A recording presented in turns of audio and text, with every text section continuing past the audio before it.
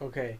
Do you know why? What's this neighborhood house? Is that what it's called? Yeah, yeah. Neighborhood house was built for, or Okay, neighborhood house was built. Well, it started about a little over 100 years ago, and it was at first it was for refugees from Europe, Jewish refugees from Europe, and it was a social service agency then, but it was just for that group of people. And then when the war broke out, then and other cultures, other people moved to Seattle, and they needed help too. So then they changed it to become neighborhood house and assisting people within the neighborhood, and it became a housing community like Yesler Terrace, and we had Rainer Vista, and we had Holly Park and High Point.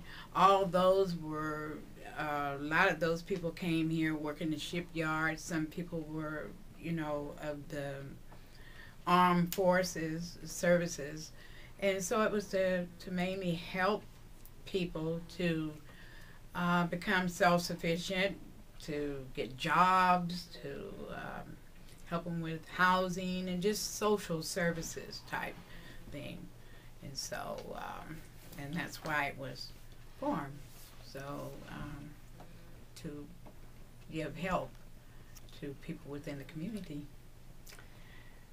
uh, So, can you explain how it helps them now, from then, like how does it benefit them more than it used to, like well, yeah, because we got more programs. We have, Neighborhood House has the employment education program that helps individuals to get jobs, to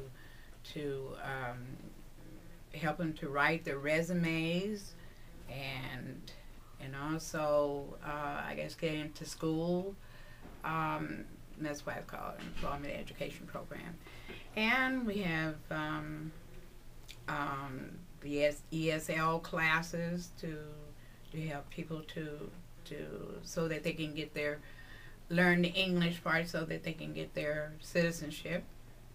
And we have the Head Start, and we have the family support workers that assist families.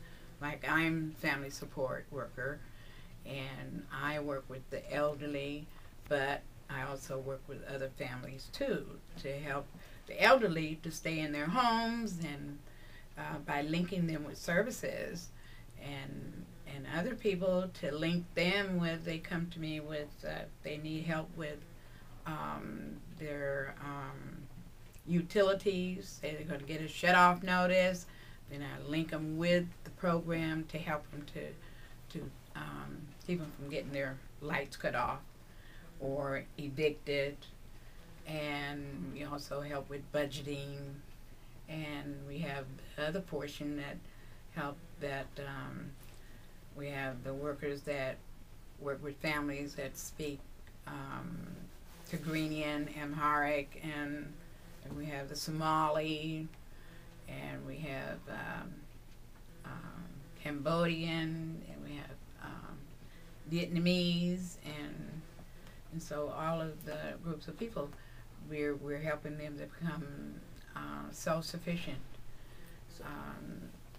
People get jobs, and then they're able to buy homes. Then after they get their job and they're working, they're able to move from here to another level. And we have the what else do we have? We have the transportation program that takes people to the doctors, and it's linked with DSHS transportation, where they can use the medical coupons to then get back and forth to the doctors. And what else? So, Well, okay. So is Neighborhood House a non-profit organization? yes, it is. We get monies like Bill Gates, Boeing, United Way, and so those, and then people donate, and we have people in development part of the program that go out and they sell our program, tell people what we're all about, and then they contribute monies. Okay. And so no, we're a non-profit. We don't profit. Okay. And what's your name, Miss? Annie Edwards. Thank you, Miss Annie Edwards. It was a great interview. Okay. Okay. Well, I hope I. Oh wait.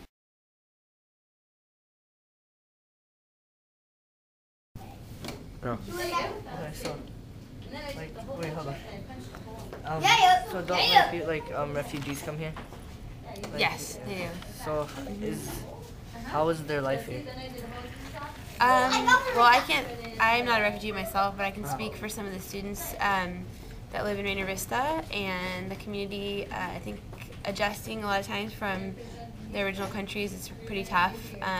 A lot of the kids haven't ever been to school. They've grown up in the refugee camps. So when they come here, it's really hard for them to just go right into, 5th grade or 3rd grade. They've never even learned, how to hold a pencil or something like that. And a lot of the kids are, and on the other side, a lot of the kids are doing really well, but their parents still struggle to know the education system, how things work, and what appropriate services there are for them, how to find a job, how to get any sort of money or social services that they need. So. Why was Rewa built? Like, for what reason? Rewa was started, I believe, in the early 1980s by a group of 5 Southeast Asian women who were refugees, who saw a need in their community. There was nothing like that in Seattle, no organizations to help out refugees. Yeah. So they started the organization. So in the 80s. That's cool. And it's grown a lot, actually. There's, I think we have over 6 sites. 6 sites? Mm-hmm. Kent, SeaTac, Rainier Vista, main office, the BOC school, Bellevue, domestic violence. We have a lot of offices. Okay, well, cool. How's their culture different here? Like, whose culture? The refugees and kids and. It's like how is their culture emerging with the American culture type? I think, especially the kids do a really good job of retaining their, first language, and also, speaking English. So they speak both languages. Sometimes they just speak one at home, like Somali or Vietnamese at home, and then they speak English in school, and then English when they come to Rewa usually. I think it's really hard sometimes for the kids to have 2 cultures, and have to jump between 2 different worlds. I don't know. Like I said, I'm not an immigrant or a refugee, so it's a little bit hard for me to speak on that issue. But I think it's okay, especially in Seattle. People are pretty, I think, accepting on a whole of newcomers to the area. There's a lot of services that help out refugees and immigrants. So. Cool. How does this affect their life, like in general? Like, how does this affect their life from being a refugee to now? I think, Rewa, you mean how does Rewa help them? Yeah, I think Rewa is a good stepping stone, so they come, sometimes from the refugee camps or as an immigrant from, Southeast Asia or a war-torn country like Somalia, and they come and they get placed by the government in Seattle, and then it's like, okay, we're here in the United States, now what? And then they have a place like Rewa to come to where there's, people on staff who speak native languages like Somali and Vietnamese, and there's some Spanish-speaking people. So it's a good stepping stone for them. They have people that they know their culture, they know their language, they know what kind of food they eat, they look like them, and it's a good way for them to learn about services in the community. And their kids can come here, and they know they're safe, and Rewa has a really good reputation in the community also. So people feel safe sending their kids there and getting services from Rewa. Cool. If that answers your questions at all. Yeah. Well, those are all the questions that we have. Okay. So, Cool. Thank you. You're welcome.